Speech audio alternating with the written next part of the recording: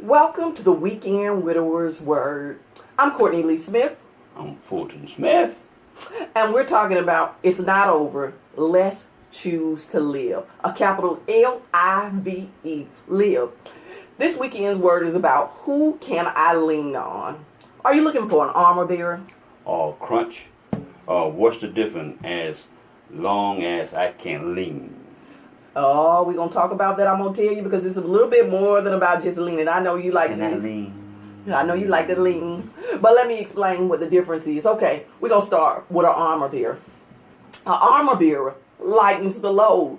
And it lightens the load to help you fulfill your purpose and your assignment when you're becoming tired or exhausted. Okay, let me give you a scriptural example. Exodus 17:12. Aaron and Ur. Okay.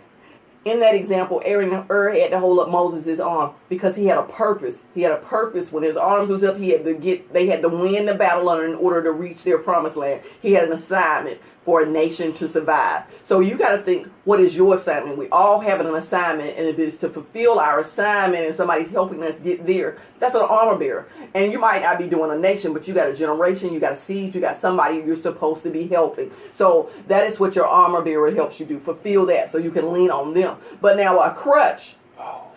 Okay. If you know what a crutch means, that means you're handicapped, you're disabled, you not just lost something. And I know losing a mate is something real, it's a hurt, it's a pain, but it's not considered to be a handicap, you're not being disabled. So you don't want to create crutches in your life because crutches mean that I cannot move, I cannot have progression without this person. And then you become dependent. So we're trying to get people so they can still stand on their own. And crutches don't allow you to stand on your own.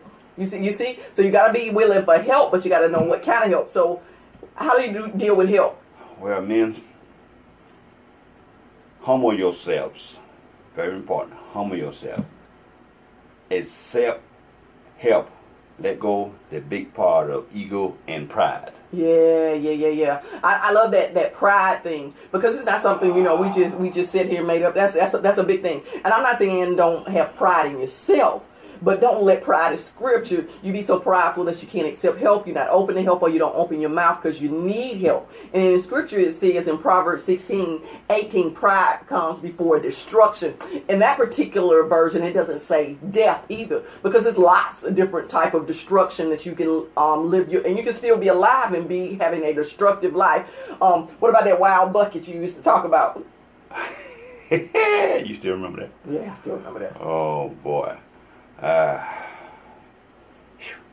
say it like this. Got to lock all the daughters up. Say it like this. But anyway, let me say this. Everybody that you meet is not your next. Very important. Everybody you meet is not your next, because you at your humble, but that's not your next. Let's be serious about this. And heals to become healthy me. Yeah, you got to do that, because the thing is, even statistically proving that if you don't become a healthy you during this process, it talks about how widowers, how men, because you don't open up and you don't deal with becoming a healthy you, 60% of the men who lose their spouse, 66% who lose their spouse actually die. And when we talk about death is not necessarily only in a physical concept. So think about it. If you don't become a healthy you and you pull another person in it, that means you are dead spiritually, mentally, and you're not relationship ready. So get relationship ready. Isn't that what it's saying? Before other people try to match you up. Yes. And that's very awesome. And you have to me, I learned this. You kind of need to be in a small group that people got the same characters you got. That's very important. And I learned that. And that's why me and this nice, beautiful lady's together now, because thanks God to my baby brother. We got the same character on some ends and some same taste. So, God and my baby brother kind of make this happen. So, but do what I'm saying on the serious side though. Don't let your emotions get in the way, and don't let all the individual that comes in your face when you're emotional. You don't open the doors to all them in and let them in. That is so true. So you got to know that even though those people are in a circle or they're around you, they might not be the people that you can lean on. Know the difference between people who want to come in your life to be a crutch because they want them to start depending on you because they want something from you. And know the difference between people who are armor bearers for you to lean on, who are helping you feel your purpose and process.